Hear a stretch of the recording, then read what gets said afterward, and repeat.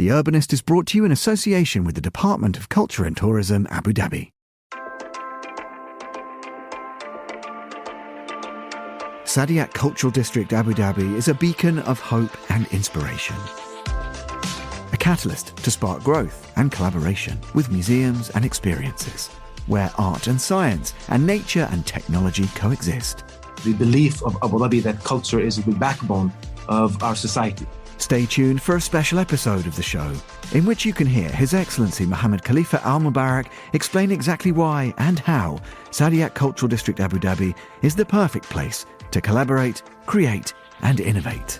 Saadiyat Cultural District Abu Dhabi, proud partner of The Urbanist on Monocle Radio.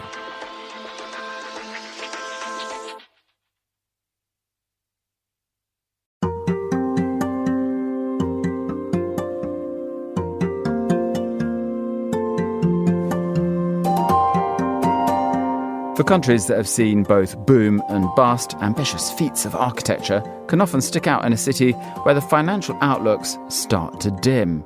For the Venezuelan capital, Parque Central is a metaphor for the country's optimistic past, as well as its more modern difficulties. You're listening to Tall Stories, a Monocle production brought to you by the team behind The Urbanist. I'm Andrew Tuck. In this episode, Camille Rodríguez Montilla tells the story of this grand development that is emblematic of Venezuela's economic journey over the past 50 years.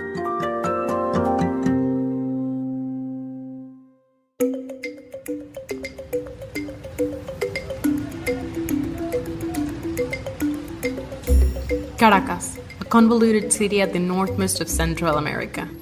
Only El Ávila mountain divides Venezuela's capital city from the Caribbean Sea. Besides the mountain, there is another landmark emblematic of the city, the Twin Towers of Central Park. Growing up, my family would take me to the Children's Museum, part of the Parque Central complex. As a teenager and during my young adult years, my mother and I visited many art exhibitions in its Museum of Modern Arts. I remember a booming area full of activities, a theater, shops, banks, and residential buildings with children playing around. Parque Central has always been there, engraved in the minds of the latest generations. It was 1969, and Venezuela, the country with the biggest proven reserves of crude oil, was at the peak of its economic boom, producing over 3.5 million barrels of crude oil per day.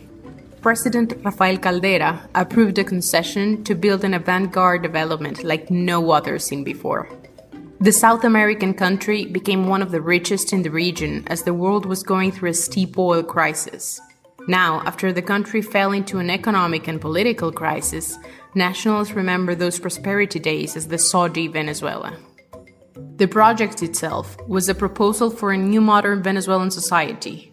The idea of social progress tied to the economic progress of the nation at the time, a reflection of what the country was supposed to become. The idea was to create a space with multiple uses where housing, commerce, museums, offices, and recreational parks would collide.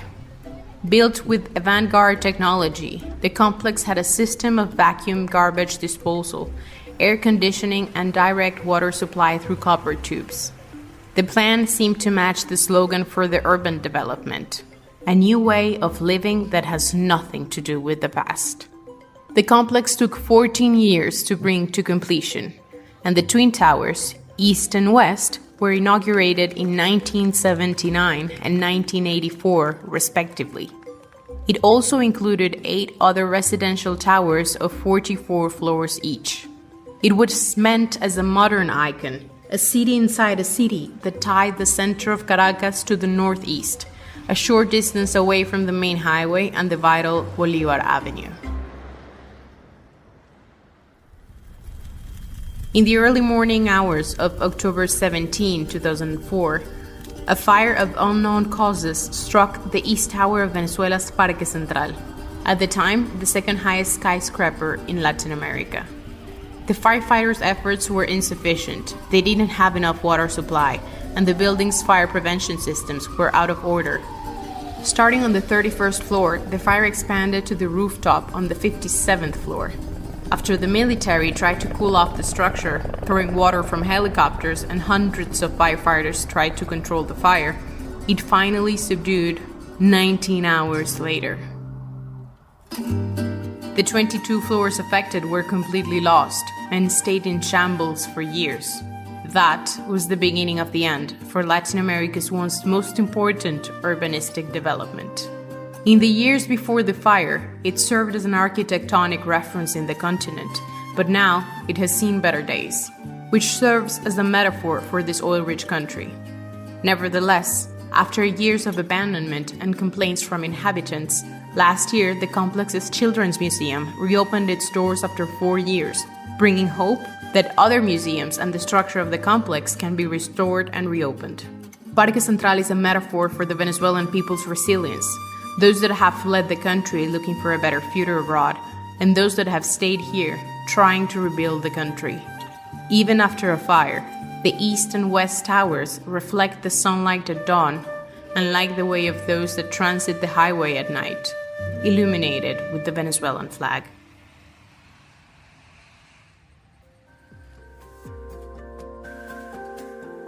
Tall Stories is a Monocle production from the team behind The Urbanist, and this episode was written by Camille Rodríguez Montilla and produced and edited by David Stevens. Be sure to subscribe to the podcast to receive new episodes every week. I'm Andrew Tuck. Goodbye, and thank you for listening, City Lovers.